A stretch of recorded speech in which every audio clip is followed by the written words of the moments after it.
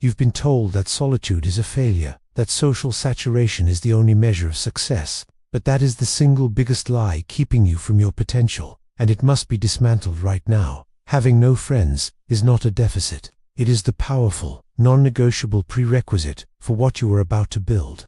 This is a ruthless analysis of time, energy, and focus, the true currencies of achievement, and the terrifying, deliberate advantage of being socially unburdened. Before we get to the terrifying truth about the invisible anchor that keeps 90% of people stuck, an anchor forged by their own social networks, we need to dismantle the first myth. So click away now if hard work ain't for you.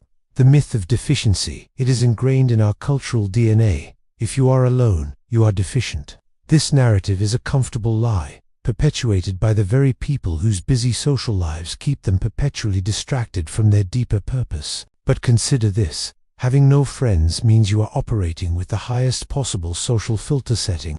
Most friendships, especially those forged in convenience, are low stakes, high volume noise. The minute you step away, you realize the cost of small talk. It's not just the 5 minutes you spend discussing the weather. It's the 15 minutes of cognitive recovery it takes to get back to deep, focused work. It's the constant, low-level drain on your decision-making battery. If you are alone, it's likely because your subconscious standards for meaningful engagement have been raised so high that they automatically repel anything less than powerful connection.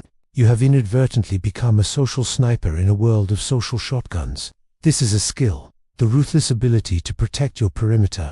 And we haven't even talked about the time arbitrage yet, which is the quantifiable, multi-million-dollar advantage you possess. The time arbitrage and the deep work paradox. Let's talk numbers. The average person spends 41 minutes per day texting and 90 minutes on social media, much of it maintaining weak ties. Add 2 to 3 social engagements per week, each requiring 3 hours prep, travel, execution, and you've committed roughly 15 to 20 hours per week to social maintenance.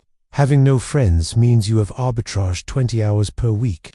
That is 1,000 hours per year, the equivalent of adding 12 extra work weeks to your calendar. This power vacuum must be filled with one of two things: existential dread or deep work, the only mode in which true, differentiating skill is acquired. The deep work paradox is this: the most valuable, complex work requires uninterrupted stretches of 4 or more hours. Your socially burdened peers will never achieve this. Their phones are buzzing. Their minds are reviewing slides.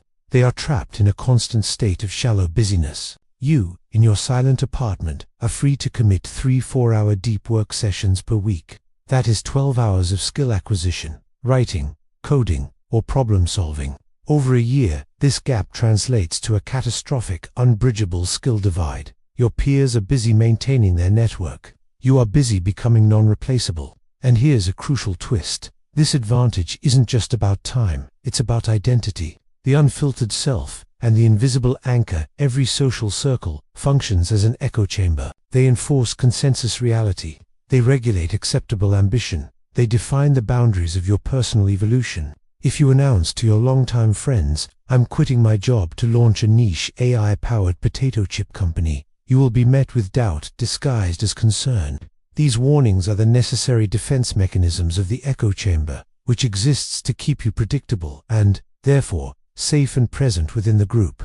Having no friends means you are free from the invisible anchor. The invisible anchor is the weight of collective expectation. It is the need to show up, to pretend to enjoy the required activity, and most dangerously to remain the person they remember. Alone, you give yourself radical permission to become an entirely new entity, without needing to apologize or explain your metamorphosis. This is where the grand transformation begins. The unfiltered self. You stop asking, "What will they think?" and start asking, "What is the absolute, most brutal truth about what I need to do next?" Your goals can grow monstrously ambitious because there is no immediate social penalty for failure. This period of forced strategic authenticity allows you to test out radical changes in your value system and work ethic. Your personality becomes liquid, not solid. You are evolving at a rate that is frankly terrifying to the person who is locked into 5 long-term social roles. But evolution demands a return. You can't stay in the chrysalis forever.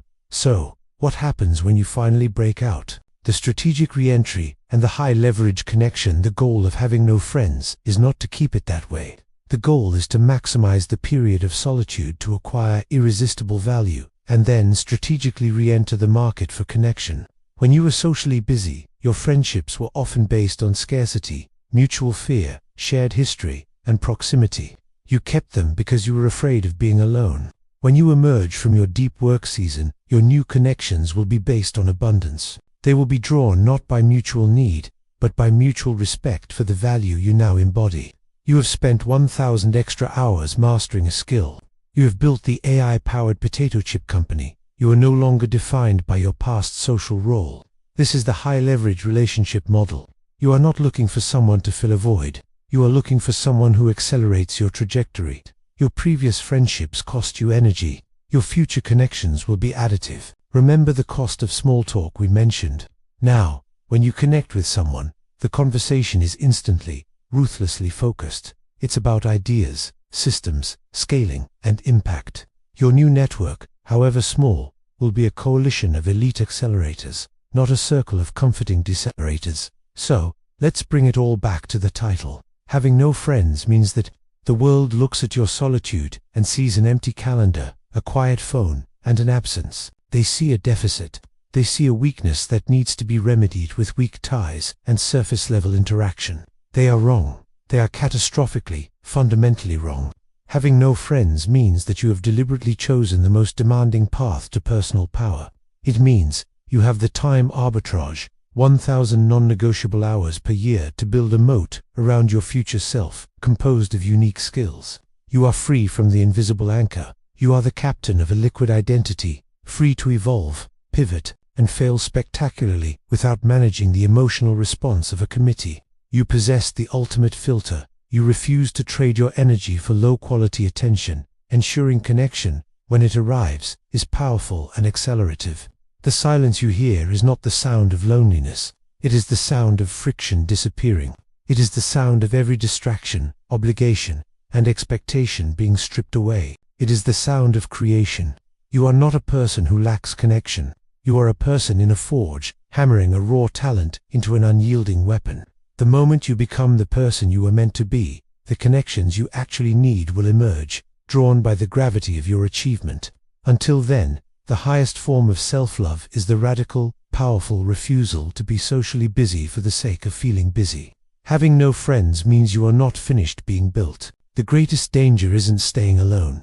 It's rushing back to distraction before the work is done. What will you do with those 1,000 extra hours you just earned? And what kind of person will you be when you decide to finally answer the call?